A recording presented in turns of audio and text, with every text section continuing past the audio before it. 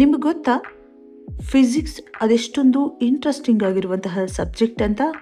ಅದರಲ್ಲೂ ಫಿಸಿಕ್ಸ್ನ ಒಂದು ಭಾಗವಾದಂತಹ ಆಸ್ಟ್ರಾನಮಿ ಖಗೋಳಶಾಸ್ತ್ರ ಏನಿದೆ ಅದು ತನ್ನೊಳಗೆ ಅದೆಷ್ಟು ರಹಸ್ಯಗಳನ್ನು ಇನ್ಫಿನಿಟ್ ನಾಲೆಜನ್ನು ತುಂಬಿಕೊಂಡಿರುವಂತಹ ಒಂದು ಅದ್ಭುತವಾದಂತಹ ಅಧ್ಯಯನ ವಿಷಯ ಅಂತ ಹೇಳಬಹುದು. ಅದರಲ್ಲೂ ಯಾವಾಗ ಈ ಯೂನಿವರ್ಸ್ ಬ್ರಹ್ಮಾಂಡದ ಬಗ್ಗೆ ಯೋಚಿಸಲಾಗುತ್ತೆ ಆಗ ಯೂನಿವರ್ಸ್ನ ಇತಿಮಿತಿ ಇಲ್ಲದಂತಹ ಅನಂತ ಸ್ವರೂಪದ ಬಗ್ಗೆ ಅದೆಷ್ಟು ಅದ್ಭುತ ಅನ್ಸುತ್ತೆ, ಆಶ್ಚರ್ಯ ಅನ್ಸುತ್ತೆ.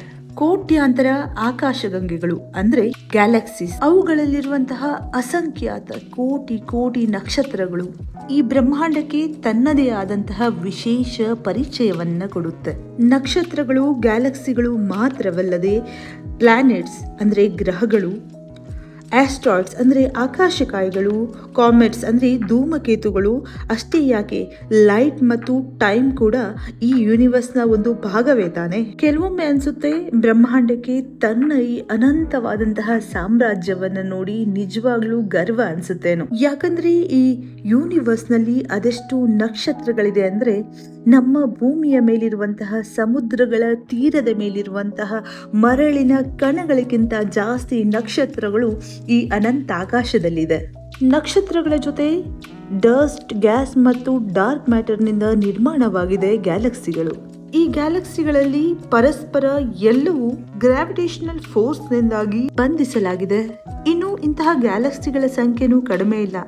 ಇಲ್ಲಿ 200 ಬಿಲಿಯನ್ಗಿಂತ ಹೆಚ್ಚು ಗ್ಯಾಲಕ್ಸಿಗಳಿವೆ. ಇಂತಹ ಗ್ಯಾಲಕ್ಸಿಗಳ ಮಧ್ಯದಲ್ಲಿ ಅಂದ್ರೆ ಕೋರ್ನಲ್ಲಿ ಇರೋದೇ ಬ್ಲ್ಯಾಕ್ ಹೋಲ್, ಒಂದು ಸೂಪರ್ ಮ್ಯಾಸಿವ್ ಬ್ಲ್ಯಾಕ್ ಹೋಲ್. ಇಂತಹ ಒಂದು ಸೂಪರ್ ಮ್ಯಾಸಿವ್ ಬ್ಲ್ಯಾಕ್ ಹೋಲ್ ನಮ್ಮ ಹಾಲು ಹಾದಿ ಆಕಾಶಗಂಗೆಯ ಮಧ್ಯದಲ್ಲೂ ಕೂಡ ಅಂದ್ರೆ ಕೋರ್ನಲ್ಲೂ ಕೂಡ ಇದೆ. ಬ್ಲ್ಯಾಕ್ ಹೋಲ್ ಈ ಮಾಯಾ ಲೋಕದ ರಹಸ್ಯಗಳ ಕೇಂದ್ರ ಬಿಂದು ಅನ್ಬಹುದು.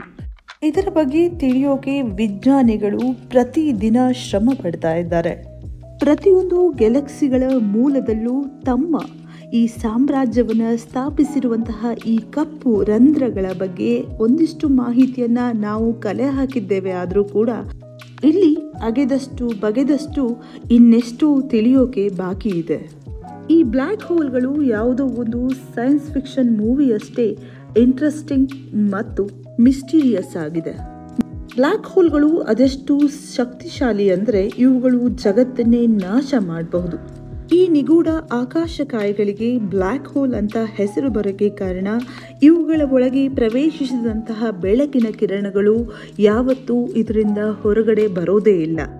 ಹಾಗಾಗಿ ಇದು ಆಕಾಶದಲ್ಲಿ ಒಂದು ಕಗ್ಗತ್ತಲೆಯ ಬಾವಿಯ ರೀತಿಯಲ್ಲಿ ಕಾಣುತ್ತೆ. ಈ ಬ್ರಹ್ಮಾಂಡದಲ್ಲಿ ಪ್ರಸ್ತುತ ಅತ್ಯಂತ ವೇಗವಾಗಿ ಚಲಿಸುವಂತಹ ಬೆಳಕಿನ ಕಿರಣಗಳನ್ನೇ ತನ್ನೊಳಗೆ ಹಿಡಿದಿಟ್ಟುಕೊಳ್ಳುವಂತಹ ಈ ಬ್ಲ್ಯಾಕ್ ಹೋಲ್ಗಳು ಅದೆಷ್ಟು ಶಕ್ತಿಶಾಲಿ ಆಗಿರ್ಬೋದು ಅಂತ ನೀವೇ ಒಮ್ಮೆ ಯೋಚಿಸಿ ನೋಡಿ. ಈ ಬ್ಲ್ಯಾಕ್ ಹೋಲ್ಗಳು ಅದೆಂತಹ ಅಂಧಕಾರದಂತ ತುಂಬಿದಂತಹ ಗೋಳಗಳು ಅಂದ್ರೆ ಇಲ್ಲಿ ಅದೆಷ್ಟೋ ಬ್ರಹ್ಮಾಂಡದ ನಿಯಮಗಳು ತಂತಾನೆ ಮುರಿದು ಹೋಗುತ್ತೆ. ಮತ್ತೆ ತನ್ನದೇ ಆದಂತಹ ವಿಚಿತ್ರ ನಿಯಮಗಳಲ್ಲಿ ಈ ಬ್ಲ್ಯಾಕ್ ಹೋಲ್ಗಳು ತಮ್ಮ ಸಾಮ್ರಾಜ್ಯವನ್ನ ನಡೆಸುತ್ತೆ. ಆದರೆ 30 ವರ್ಷಗಳ ಹಿಂದಿನವರೆಗೆ ಬ್ಲ್ಯಾಕ್ ಹೋಲ್ಗಳು ಕೇವಲ ಸಿದ್ಧಾಂತಕ್ಕೆ ಸೀಮಿತವಾಗಿ ಉಳಿದಂತಹ ವಿಷಯ ವಸ್ತುವಾಗಿತ್ತು. ಐನ್ಸ್ಟೈನ್ ಬ್ಲ್ಯಾಕ್ ಹೋಲ್ಗಳ ಅಸ್ತಿತ್ವದ ಬಗ್ಗೆ ಅಭಿಪ್ರಾಯ ಪಟ್ಟಿದ್ದಾದರೂ ಅವತ್ತಿನ ದಿನಕ್ಕೆ ಅದನ್ನ ಒಪ್ಕೊಳ್ಳೋದು ತುಂಬಾ ಕಷ್ಟವಾಗಿತ್ತು.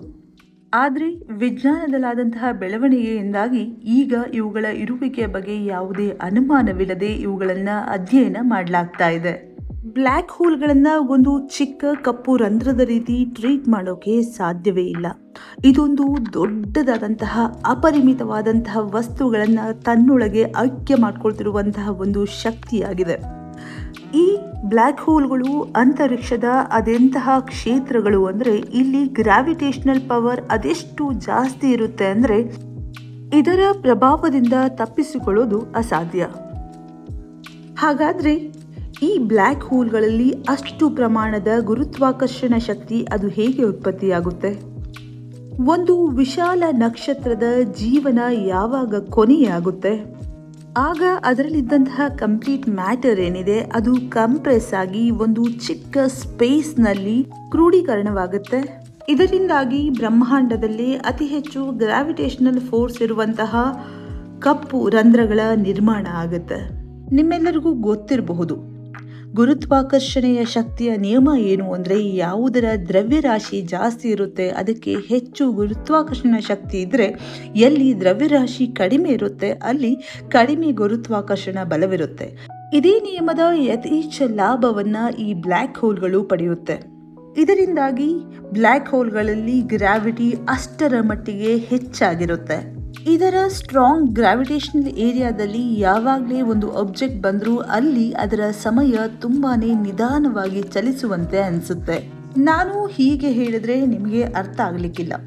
ಜಸ್ಟ್ ಇಮ್ಯಾಜಿನ್, ನೀವು ಸ್ಪೇಸ್ನಲ್ಲಿ ಒಂದು ಸ್ಪೇಸ್ ಕ್ರಾಫ್ಟ್ನಲ್ಲಿ ಹೋಗ್ತಾ ಇರ್ತೀರಾ. ನೀವು ಬ್ಲ್ಯಾಕ್ ಹೋಲ್ನಿಂದ ಒಂದು ಸೇಫ್ ಅಂತರದಲ್ಲಿ ಇದ್ದೀರಾ ಅಂದರೆ ಆಗ ನಿಮಗೆ ಸಮಯದಲ್ಲಿ ಯಾವುದೇ ವ್ಯತ್ಯಾಸ ಅನಿಸೋದಿಲ್ಲ. ಆದರೆ ನೀವು ಬ್ಲ್ಯಾಕ್ ಹೋಲ್ನ ಸಮೀಪಕ್ಕೆ ಹೋದಾಗ ನೀವು ಅಲ್ಲಿಂದ ನಿಮ್ಮ ಭೂಮಿಯ ಮೇಲಿರುವಂತಹ ಸ್ನೇಹಿತರಿಗೆ ವಿಡಿಯೋ ಕಾಲ್ ಮಾಡಿದ್ರೆ ಅವರು ತುಂಬ ಸ್ಪೀಡಾಗಿ ಕೆಲಸ ಮಾಡ್ತಿದ್ದ ಹಾಗೆ, ಸ್ಪೀಡಾಗಿ ಓಡಾಡ್ತಾ ಇದ್ದ ಹಾಗೆ ನಿಮಗೆ ಅನಿಸುತ್ತೆ. ಹಾಗೆ ಅವರಿಗೆ ನೀವು ತುಂಬ ನಿಧಾನವಾಗಿ ಚಲಿಸ್ತಿದ್ದೀರಾ ಅಂತ ಅನಿಸುತ್ತೆ. ಇದನ್ನ ಟೈಮ್ ಡೈಲೇಷನ್ ಎಫೆಕ್ಟ್ ಅಂತ ಅನ್ನಲಾಗುತ್ತೆ. ಈ ಬ್ಲ್ಯಾಕ್ ಹೋಲ್ಗಳು ಅದೆಂತಹ ಈಟರ್ಸ್ ಆಗಿರುತ್ತೆ ಅಂದರೆ, ಇವುಗಳು ತಮ್ಮ ಪಕ್ಕದಲ್ಲಿ ಬರುವಂತಹ ಮ್ಯಾಟರ್ಸ್, ಆಬ್ಜೆಕ್ಟ್ ಎಲ್ಲವನ್ನು ಸ್ವಾಹ ಮಾಡಿಬಿಡುತ್ತೆ. ನಮ್ಮ ಕಥೆಗಳಲ್ಲಿ ಬರುವಂತಹ ಬಕಾಸುರನ್ನು ಹೋಲುವಂತಹ ಬ್ಲ್ಯಾಕ್ ಹೋಲ್ಗಳಿಗೆ ತಮ್ಮ ಸಜಾತಿಯ ವ್ಯಾಮೋಹವೂ ಕೂಡ ಇಲ್ಲ. ದೊಡ್ಡ ಬ್ಲ್ಯಾಕ್ ಹೋಲ್ಗಳು ಚಿಕ್ಕ ಬ್ಲ್ಯಾಕ್ ಹೋಲ್ಗಳನ್ನು ಕೂಡ ತಿಂದು ಜೀರ್ಣಿಸಿಕೊಳ್ಳುತ್ತವೆ. ಹೀಗಾಗಿ ಬ್ಲ್ಯಾಕ್ ಹೋಲ್ನ ಸಮೀಪದಲ್ಲಿ ಬರುವಂತಹ ವಸ್ತುಗಳು ಇವುಗಳಲ್ಲಿ ಐಕ್ಯವಾಗುವುದರ ಜೊತೆಗೆ ಅವುಗಳ ದ್ರವ್ಯರಾಶಿಯು ಪ್ರಸ್ತುತ ಬ್ಲ್ಯಾಕ್ ಹೋಲ್ನ ಮಾಸ್ನೊಂದಿಗೆ ಆಡ್ ಆನ್ ಆಗ್ತಾ ಹೋಗುತ್ತೆ. ಅಂದರೆ ಈ ಬ್ಲ್ಯಾಕ್ ಹೋಲ್ಗಳು ಮತ್ತಷ್ಟು ಇನ್ನಷ್ಟು ಶಕ್ತಿಶಾಲಿಗಳಾಗ್ತಾ ಹೋಗುತ್ತೆ. ಬ್ಲ್ಯಾಕ್ ಹೋಲ್ಗಳು ಅದೆಷ್ಟು ಪ್ರಮಾಣದ ಎಲೆಕ್ಟ್ರೋಮ್ಯಾಗ್ನೆಟಿಕ್ ಫೋರ್ಸ್ಗಳನ್ನು ಉತ್ಪತ್ತಿ ಮಾಡುತ್ತೆ ಅಂದರೆ, ಇದರಿಂದಾಗಿ ಇದರ ಸುತ್ತಮುತ್ತಲಿನ ವಸ್ತುಗಳನ್ನು ತನ್ನೊಳಗೆ ಎಳ್ಕೊಳ್ಳಿಕ್ಕೆ ಬೇಕಾಗುವಂತಹ ತಾಕತ್ತು, ಶಕ್ತಿ ಉತ್ಪತ್ತಿ ಆಗುತ್ತೆ. ಯಾವಾಗ ಈ ಬ್ಲ್ಯಾಕ್ ಹೋಲ್ಗಳು ತಮ್ಮ ಸುತ್ತಮುತ್ತಲಿರುವಂತಹ ಎಲ್ಲ ವಸ್ತುಗಳನ್ನು ಹೊಟ್ಟೆ ತುಂಬ ತಿಂದು ಮಾಸ್ ಹೆಚ್ಚಿಸಿಕೊಳ್ಳುತ್ತೆ, ಆಗ ಇದರೊಳಗಿಂದ ಹೈ ಫ್ರೀಕ್ವೆನ್ಸಿ ಲೈಟ್ ಹೊರ ಬರ್ತಿರೋದನ್ನ ಕಾಣಬಹುದಾಗಿದೆ. ಇವು ಅತ್ಯಂತ ಹೈ ಎನರ್ಜಿಯ ಗಾಮಾ ಕಿರಣಗಳಾಗಿರುತ್ತೆ. ಇವುಗಳನ್ನ ನೋಡೋದು ಮತ್ತು ಇವುಗಳ ಬಗ್ಗೆ ಅಧ್ಯಯನ ಮಾಡೋದು ಈ ಹಂತದಲ್ಲಿ ವಿಜ್ಞಾನಿಗಳಿಗೆ ಸ್ವಲ್ಪ ಸುಲಭವಾಗಿರುತ್ತೆ. ಇನ್ನು ನಕ್ಷತ್ರಗಳ ಹುಟ್ಟು, ಅವುಗಳ ಜರ್ನಿ, ಕೊನೆಗೆ ಬ್ಲ್ಯಾಕ್ ಹೋಲ್ ಅಲ್ಲಿ ಅಂತ್ಯವಾಗುವಂತಹ ಅವುಗಳ ಜೀವನ ಚಕ್ರದ ಬಗ್ಗೆ ಇನ್ನೊಮ್ಮೆ ಕಂಪ್ಲೀಟ್ ಆದಂತಹ ವಿಡಿಯೋವನ್ನ ಮಾಡ್ತೀನಿ. ಆದ್ರೆ ಇವತ್ತಿನ ವಿಡಿಯೋದಲ್ಲಿ ನಾವು ಬರೀ ಬ್ಲ್ಯಾಕ್ ಹೋಲ್ ಬಗ್ಗೆ ಮಾತ್ರ ತಿಳಿಯೋಣ.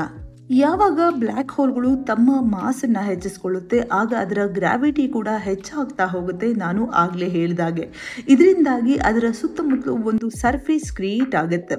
ಅದು ಪೂರ್ತಿ ಸಾಲಿಡ್ ಆಗಿರೋದಿಲ್ಲ. ಇದನ್ನ ಬ್ಲ್ಯಾಕ್ ಹೋಲ್ನ ಬೌಂಡ್ರಿ ಅಂತ ಕರಿಬಹುದು. ಇದರ ಹೆಸರು ಇವೆಂಟ್ ಹೊರೈಸನ್.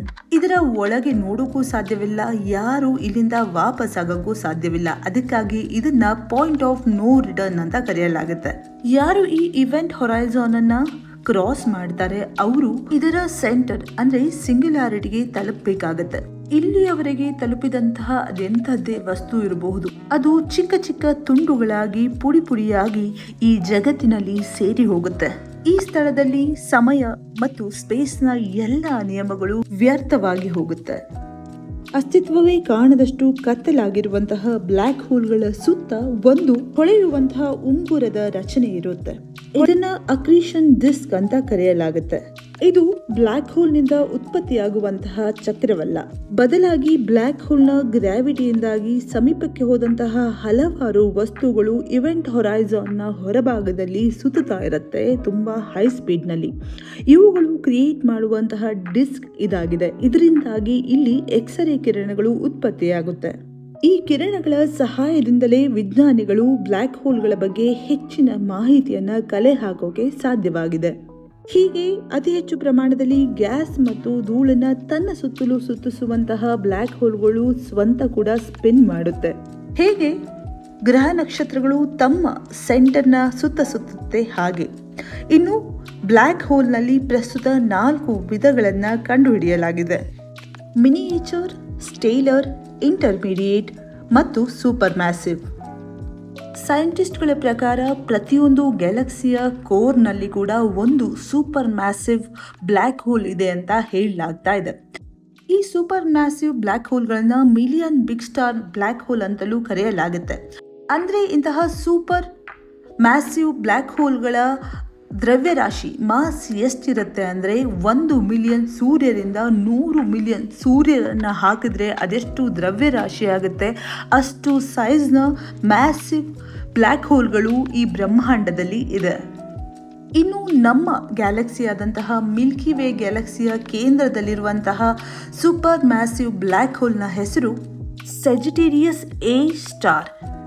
ಈ ಸೂಪರ್ ಮ್ಯಾಸಿವ್ ಬ್ಲ್ಯಾಕ್ ಹೋಲ್ನ ಮಾಸ್ ಅಂದರೆ ದ್ರವ್ಯಮಾನ 4 ಮಿಲಿಯನ್ ಸೂರ್ಯರಷ್ಟಿದೆ. ಇನ್ನು ನಮ್ಮ ಭೂಮಿಗೆ ಸೂರ್ಯನಿಗೆ ಅತ್ಯಂತ ಹತ್ತಿರವಾದಂತಹ ಬ್ಲ್ಯಾಕ್ ಹೋಲ್ ಯಾವುದು ಅಂದರೆ ಅದರ ಹೆಸರು ಯೂನಿಕಾರ್ನ್ ಅಂತ. ಇನ್ನು ನಮಗೆ ಅತ್ಯಂತ ಹತ್ತಿರವಾಗಿರುವಂತಹ ನಕ್ಷತ್ರ ಅನ್ಸ್ಕೊಂಡಂತಹ ನಮ್ಮ ಸೂರ್ಯನು ಕೂಡ ಒಂದಲ್ಲ ಒಂದು ದಿನ ಬ್ಲ್ಯಾಕ್ ಹೋಲ್ ಆಗ್ತಾನ ಅಂತ ನೀವು ಕೇಳೋದಾದರೆ ಅದಕ್ಕೆ ಉತ್ತರ ಇಲ್ಲ. Because our sun is not massive enough to became a black hole. ಅಂದರೆ ಸೂರ್ಯನ ಗಾತ್ರ ಒಂದು ಬ್ಲ್ಯಾಕ್ ಹೋಲ್ಗೆ ಅಗತ್ಯವಿರುವಷ್ಟು ದೊಡ್ಡದಾಗಿಲ್ಲ. ಸೂರ್ಯ ಒಂದು ಚಿಕ್ಕ ನಕ್ಷತ್ರವಾಗಿರೋದ್ರಿಂದ ಮುಂದೆ ನಮ್ಮ ಸೂರ್ಯನ ಕೊನೆಯ ಹಂತಗಳಲ್ಲಿ ಸೂರ್ಯ ಒಂದು ವೈಟ್ ಡ್ರಾಫ್ ಅಂದರೆ ಶ್ವೇತಕುಬ್ಜ ನಕ್ಷತ್ರವಾಗಿ ಕಡಿಮೆ ಶೀತದ ನಕ್ಷತ್ರವಾಗಿ ಉಳಿದು ಹೋಗ್ತಾನೆ ಅನ್ನೋದು ನಿಜ. And we are at the end of the video. So ಈಗ ನಾನು ನಿಮಗೆ ಒಂದು ಒಳ್ಳೆಯ ಸೈನ್ಸ್ ಫಿಕ್ಷನ್ ಮೂವಿಯನ್ನು ರೆಕಮೆಂಡ್ ಮಾಡ್ತೀನಿ. ಮೂವಿಯ ಹೆಸರು ಇಂಟರ್ಸ್ಟೆಲ್ಲರ್. ನಿಮಗೆ ಬ್ಲ್ಯಾಕ್ ಹೋಲ್ ಬಗ್ಗೆ ಇಂಟ್ರೆಸ್ಟ್ ಇದ್ದರೆ ಈ ಮೂವಿಯನ್ನು ನೋಡಬಹುದು. ಸೊ ಇದಾಗಿತ್ತು ಇವತ್ತಿನ ವಿಡಿಯೋ. ನಿಮಗೆ ವಿಡಿಯೋ ಇಷ್ಟ ಆಯಿತು ಅಂತ ಭಾವಿಸ್ತೀನಿ. ವಿಡಿಯೋ ಇಷ್ಟ ಆದರೆ ಲೈಕ್ ಮಾಡಿ, ಚಾನಲ್ನ ಸಬ್ಸ್ಕ್ರೈಬ್ ಮಾಡಿ, ಫ್ರೆಂಡ್ಸ್ ಆ್ಯಂಡ್ ಫ್ಯಾಮಿಲಿ ಜೊತೆ ವಿಡಿಯೋವನ್ನು ಶೇರ್ ಮಾಡಿ. Thanks for watching.